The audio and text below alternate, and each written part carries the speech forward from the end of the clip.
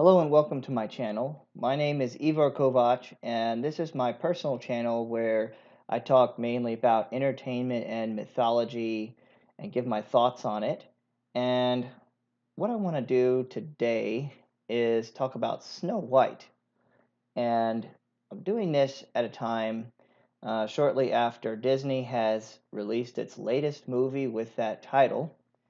And the main reason I want to do this is, of course, there's lots of talk about this movie, um, and lots of objections to it.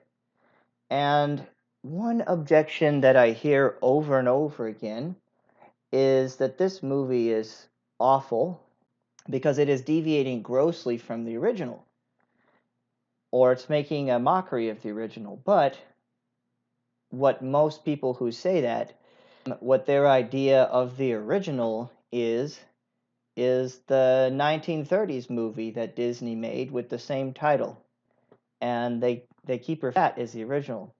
So this will be an unscripted computer side chat, which means I'm just giving my thoughts as they come to me, and it's entirely possible that I will go way off the rails with this, but let's see about it. So, like I said, the main reason I want to talk about this is because people say, "Oh, it's the new movie is way off from the original. It's disrespectful to the source material." But then their idea of the original and source material is the 1930s movie. I hear people saying, that this new person playing Snow White, she doesn't even like the original. She doesn't like the original character. So what I want to do is talk about the actual original Snow White. Okay? Because in fact, the so-called the old Disney movie that was made in the 1930s, I did see. It's been a while since I've seen it. The new movie, um, I have no intention at all to watch whatsoever. Now, in my view, the 1930s movie wasn't very good either, and in fact, the 1930s movie really isn't. I'm going to go out on a limb. I don't want to assume knowledge that I don't have, but based on what I've seen thus far, the 1930s movie is really not any more loyal to the original story than this new one is. I suppose the new one is worse because supposedly she doesn't even want to be with the prince or whatever. But what I want to do really here is talk about the original and how one would make a movie that's based on the actual true Snow White, where versus just taking the name of an older tale and putting it to your own pseudo ideas. So, to start off with, how can I say that the 1930s movie is disloyal to the original story? Well, I've read the original story, and the original story comes from Grimm's Fairy Tales. What is Grimm's Fairy Tales? In case you don't know, it's a collection of oral traditions that were in German culture. And typically, these stories were passed on verbally rather than written down. So they've kind of adapted and changed and been garbled to various degrees over time to folk tales. And what happened is the Grimm brothers, they were afraid that these stories would, since they were not written down, would eventually be lost. So they went ahead and wrote them down, and as they were in the current state of when these guys were alive. Okay? So the original Snow White story, it does have seven dwarfs, and it does have a princess, and there is an evil queen. But other than that, it really doesn't bear much resemblance to the 1930s Disney movie. So the original story probably has its origins in the Dark Ages or earlier. Okay? How can you say that, Ivor? How do you know? I say it's a Dark Ages story with some uh, Renaissance period accretions. Okay, but first of all, let's talk about the most glaring and obvious thing that was done wrong with the 1930s movie because people are saying that it's inappropriate to get someone like Rachel Ziegler to play Snow White because she's not white. And I do agree with that, but her appearance actually doesn't deviate that much from the original character. It doesn't deviate that much more than the 1930s adaptation does. So, what does the original Snow White character look like? So, I'm going to start by reading. I'm going to read the beginning of this story, and I might read some bits and pieces. So, here we go. Snow White and the Seven Dwarfs from Grimm's Fairy Tales. Once upon a time, in the middle of winter, when the flakes of snow were falling like feathers from the sky, a queen sat at a window sewing, and the frame of the window was made of black ebony. And whilst she was sewing and looking out of the window at the snow, she pricked her finger on the needle, and 3 drops of blood fell upon the snow. And the red looked pretty upon the white snow, and she thought to herself, would that I had a child as white as snow, as red as blood, and as black as the wood of the window frame. Soon after that she had a little daughter, who was as white as snow, and as red as blood, and her hair was as black as ebony, and she was therefore called Little Snow White. And when the child was born, the queen died. So, her as white as snow, as black as ebony, as red as blood. So, the 1930s Snow White does not match this description. Okay, if you're going to be accurate to the original story, the real Snow White would be as white as snow. That means her skin would have no color at all. Okay, she doesn't look like a normal human. She looks like a vampire, really, with the black hair and red lips and white skin. It sounds like a vampire to me. Of course, this character is not a vampire, but that's how she looks. Now, you can say that it's not possible for anyone to look like this. There's some claims that there were people that look like this in the ancient world. I don't know that I necessarily believe those claims. It's entirely possible that this is a what if. I kind of see this as a what if scenario, building a character that looks like this. But if you want to be accurate, this is how the character should look if you're really trying to adapt the original story. Maybe they didn't have her look like that in the 1930s because they were trying to create some type of look that the average kid or little girl could approximate. Because this was originally made for juvenile American audiences, the 1930s Disney movie. Not the original story, but the movie was. Okay? So we can already see right there that they're not following the original story, even though they're taking its name. So basically, she does end up getting running away or being taken into the woods to be killed. I'm not going to summarize the whole story because people here can read it for themselves, and I encourage everybody to read for yourself. But how can I say that this is? Let's get to why I say that this is a Dark Ages story with Renaissance accretion. So, like when you look at modern Disney stuff and you see characters that you can't tell what part of the world it's set in or what time period. And to be fair, with old Disney, they also play fast and loose with historicity and with fidelity to the original source material. But what is the backdrop? Like if I look at the new Snow White that they're making, you you really can't tell what the backdrop is, what world is this, what place, what time. However, with the original story, there's a very important clue. All right, the 7 dwarves. Okay, now if all you know about dwarves is what you know from Disney, then you don't really know anything about dwarves. Where do we get the concept of dwarves from? Are they just funny little things? Are they just regular people that have some kind of disorder that doesn't allow them to reach their full height, like midgets?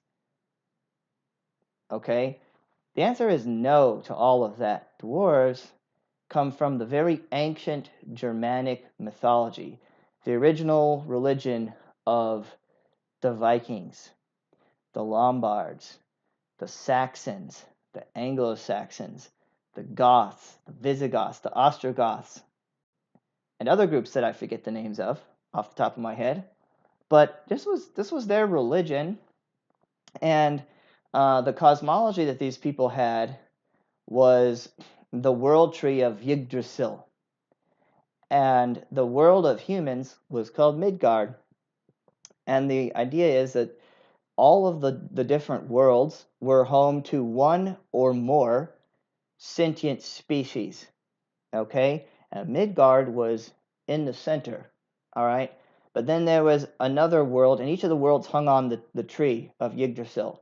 There was another world called Svartalfheim, okay, which was home to the dark elves and to the dwarves.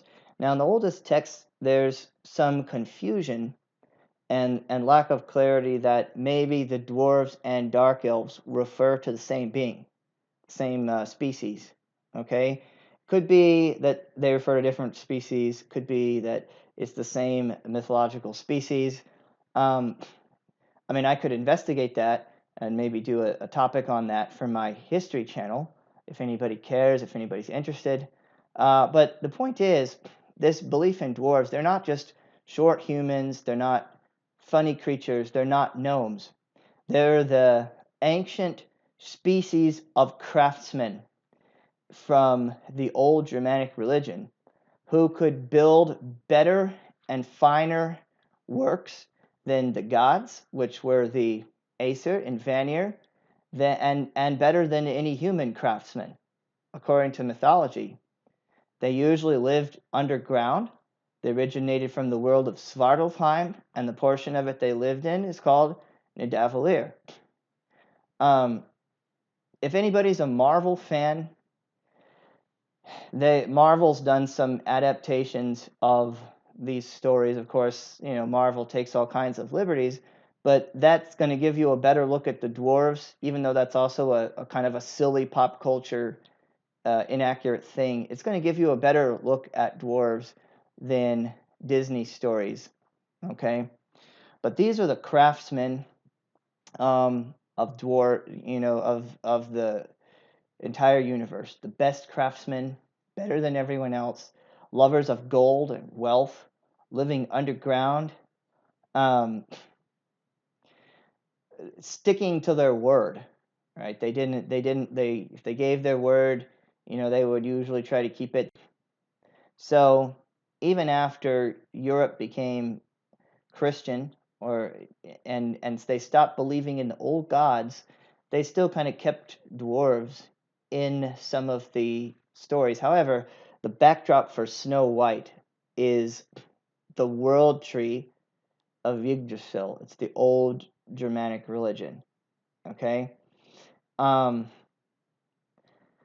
now what I want to do is, before I talk about go into details about how this world should look, in keeping with the original tale whenever it was written, I want to just quote from my favorite author, who is also, I consider him to be a mentor of mine, and that is J.R.R. Tolkien. And this is getting back to the Disneyfication of things and how Disney actually, it really, even in the early 20th century, wasn't really that good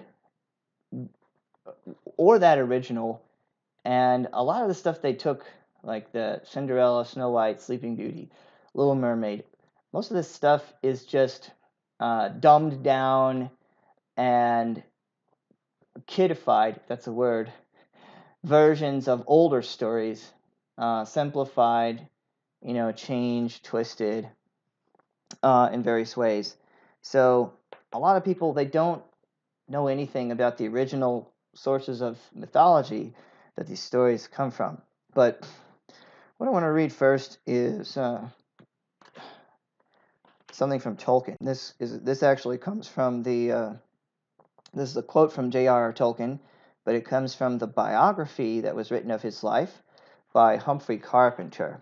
So this is in reference to how he felt about the Kalevala when he read it. This is what Tolkien said about the Kalevala. He said, "These mythological ballads are full of that very primitive undergrowth that the literature of Europe has, on the whole, been steadily cutting and reducing for many centuries with different and earlier completeness among different people. I would add that we had more of it left, something of the same sort that belonged to the English." So the thing is, I know that he was bothered by the way that elves were depicted. He disliked Shakespeare, and that was one of the reasons why. He also disliked Disney, and I can read a little bit from what he said about Disney as well. But this whole thing about the undergrowth being cleared away. So basically, he's talking about people taking older stories and mythologies and cutting out stuff that they don't understand, removing the stories from their original setting and backdrop, which is exactly what Disney did with Snow White.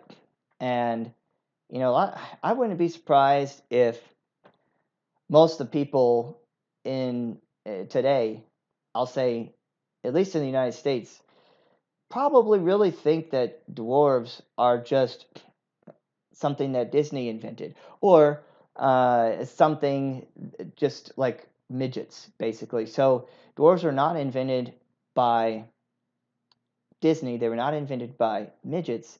They were believed in by thousands, maybe millions of Europeans for thousands of years until Christianity triumphed over the old Germanic paganism. And even then, they still kind of worked dwarves into some of the medieval stories as well for a while afterwards.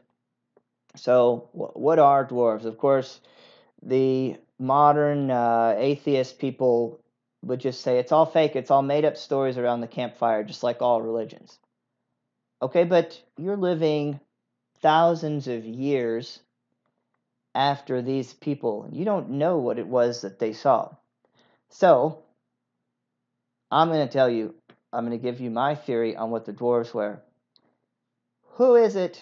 What are some of the characteristics of dwarves? They live underground, they're excellent craftsmen, um, they love accumulating wealth, they like to eat meat, they don't farm. Who ever heard of a dwarf farming? It's just not in the mythology. They make a living off of crafting things. They keep their word. They're physically strong, but not that tall. So, is there anything in Europe, or was there, that fits this description? So, like I said, we're talking about a religion that I don't know how long it took them to formulate their religion, but obviously it's going to be an attempt to make sense of the world around them. Were Europeans the first people in Europe? By that I mean people of the European race. Now, by listening to this, probably there's a diverse audience listening to this, and somebody's going to think, oh, yeah, there were people in Europe before Europeans. They're called Neanderthals. Now, I don't believe the official establishment narrative of the world, but and so I'm open to considering the possibility that both Neanderthals and Europeans entered Europe at the same time. I think probably the Neanderthals were there first. So I'm going to give my theory. I believe that the Neanderthals were in Europe first, and I've read a lot of literature about them, and I've looked at a lot of the newer renditions of them, and I'll put some of it in the slideshow. But when I was a kid, they used to depict Neanderthals as ape men. Now the way they depict them looks a lot like dwarves. They look like Gimli. They look like Fjalar and Galar, like Tolkien-esque dwarves and Germanic dwarves. That's how they look. The buff, swole, about twice as strong as humans on average, living in caves, eating lots and lots of meat. They hunted large megafauna to extinction, like the woolly mammoth. Not really engaged in farming, but they actually, contrary to being just having lower intelligence, they actually had high intelligence. They had bigger brains on average than modern Europeans, and they actually were excellent craftsmen, better craftsmen than the early or the first Europeans who came in. Again, I'm referring to the European race, not just anyone who lives in Europe. The ancestors of modern Europeans who came in. So they actually were more meticulous in their instrumentation. They lived in caves. They looked like dwarves. They looked like the Germanic dwarves. And this is a case of, to mention another fairy tale, if the shoe fits, wear it. Like the shoe fits, okay? And also studies on Neanderthals, now they've studied the DNA and found that they also had autism. Probably the whole entire race, at least all the samples that have been sequenced now, they all had autism. So we have something that matches the description of dwarves from the real world. So I'm going to give my theory that the Neanderthals were there first, or mostly there first, and they were followed by Europeans. And now, because of how much food they had to eat and because of their autism, it made it harder for them to form large, coherent communities. And Europeans began to outnumber them, and when their food sources diminished, some of them became isolated and fled deeper into forests and remote places, whereas others cut a deal with the Europeans and took up living with them and crafting for them, and gradually just became absorbed into the population. And that's why we are like 2% Neanderthal today. So I'm giving the kind of abridged version of this. If anybody's interested, I'll put a link to my theory where I have a whole video where I talk about this theory in detail and give all my logic for it. That link will be below. But so far out from the ancient world, it's easy to say that things are made up when you don't understand the original source material. But most likely, when our ancestors came into Europe, those of us who are descended from, who are of European origins, we encountered these people and began to form different relationships with them, some friendly, some others not friendly. Some of it probably got to be quite hostile, but for whatever reason, our ancestors decided, even though they could breed with these people, they at some point decided they weren't human, that they were basically an alien species from Svartalfheim, the Nidavellir. And I think this has to do with behavior differences, because like I said, they have autism. And I myself am a little bit touched with autism, and this is another reason why I came to the theory, because anybody that has autism, you'll know that at some point in your life, somebody will either sarcastically or perhaps seriously suggest that you're from another planet, or at least they'll let you know that you act like you're from another planet, and you probably feel like you are on some level.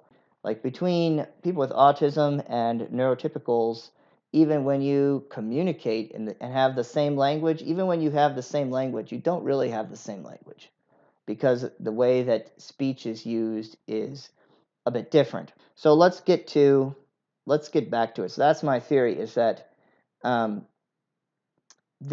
of the autism and to a lesser degree the difference in physical appearance, as the Neanderthals dwindled, like our ancestors, they called them Dwerger. That was the name they gave to their race. And then as their numbers dwindled, they entered into the realm of oral traditions and pretty much ceased to exist except as distorted myths and a genetic ghost population. But if you ask me, and I think this is quite true, this is where the concept of dwarfs comes from. All right, the resemblance is uncanny, you know. So, how to depict Snow White properly? Okay, so this is a very old story, clearly written during the time when the Germanic people, I shouldn't say written, but formulated during the time when the Germanic people believed in Yggdrasil, the world tree. Okay, and this is, even if there were no Neanderthals or Dverger still walking around the surface of Europe or camping out deep in the forest, mining stuff from a mountain, or working their craft in a cave, um, the cultural memory of them was still there, and it was taken as a given by all the Germanic populations until they became Christian. Okay, so if you're going to depict dwarves, you need to depict them as Neanderthals. Look at the most recent constructions of them, and that's how you should depict the dwarves. Now, what are they going to wear? I don't know. There isn't like much in the way of intact intact outfits from the Neanderthals. There's jewelry that's been found, but I would say look at the very ancient Germanic styles of clothing, but also look at the ancient Celtic styles of clothing. Okay, the story of the seven dwarves is set in a forest, which is probably the Black Forest. The Germans are actually a successor population. The people that were in the area of Germany before them were Celtic tribes. And you also had Neanderthals that were in that area. So if the Neanderthals are trading with the European tribes, my guess is I would say have them wear something similar to what the ancient Celts wore from that part of the world. Okay?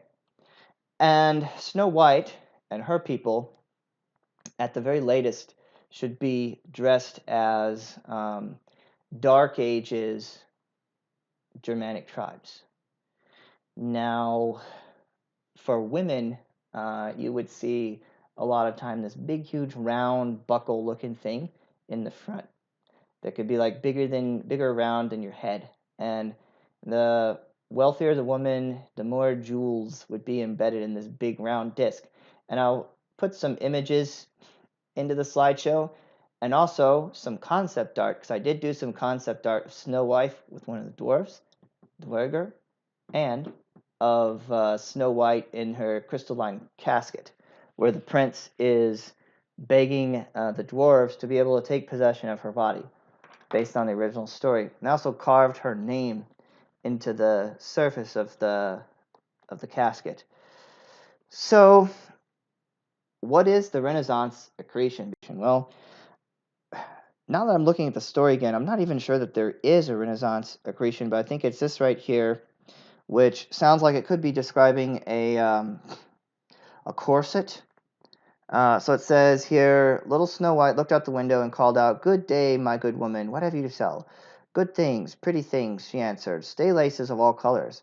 And she pulled out one which was woven of bright-colored silk.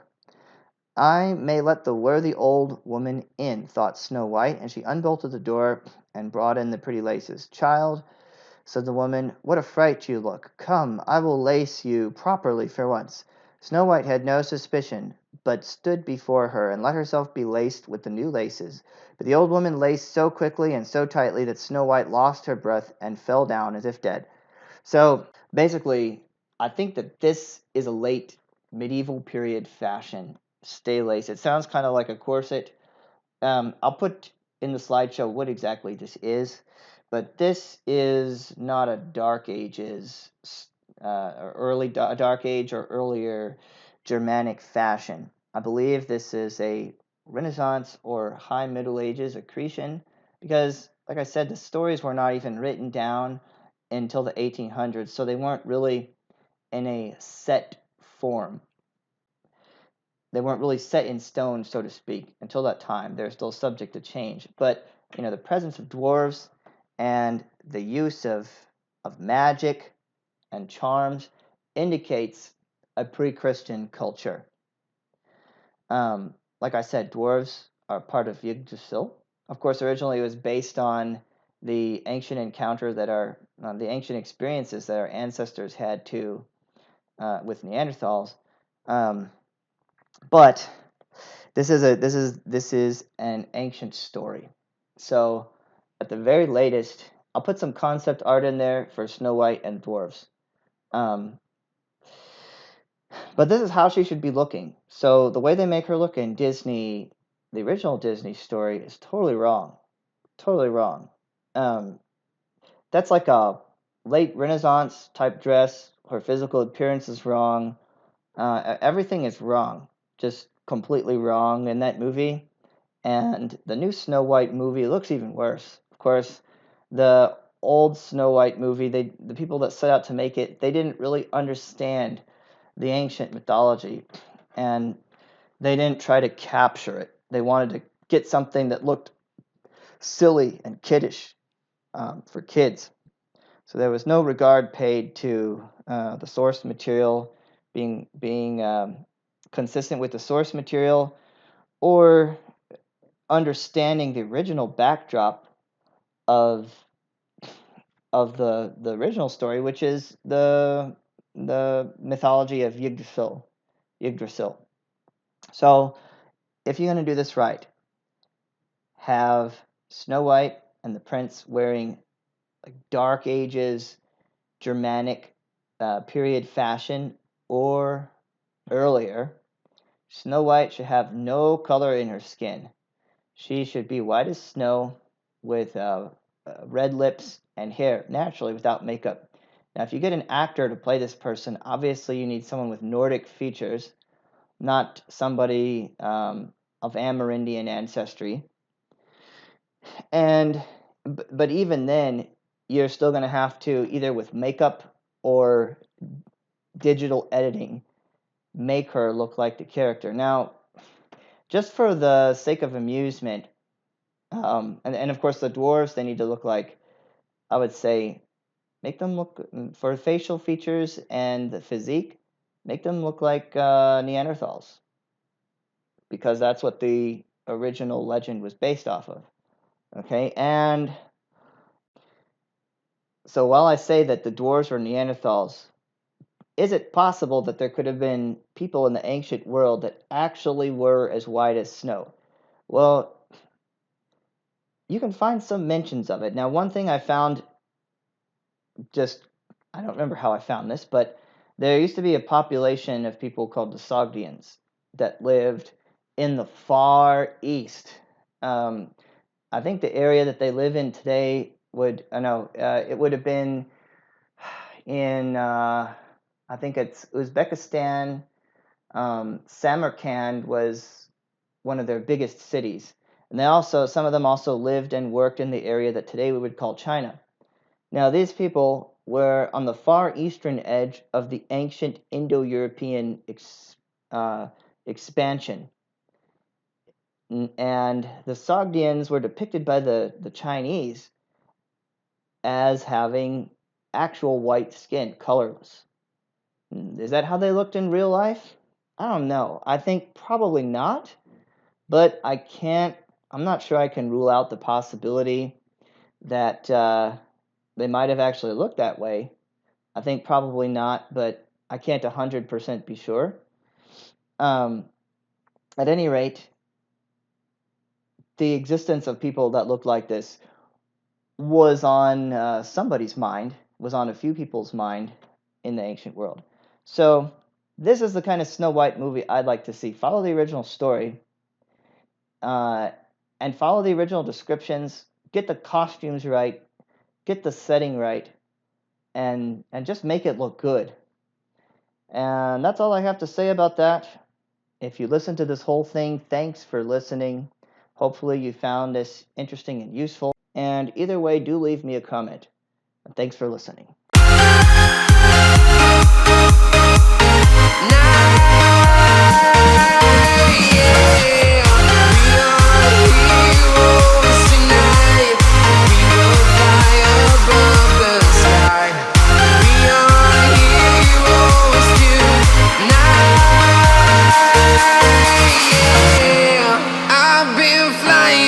town to town, from London to Taiwan.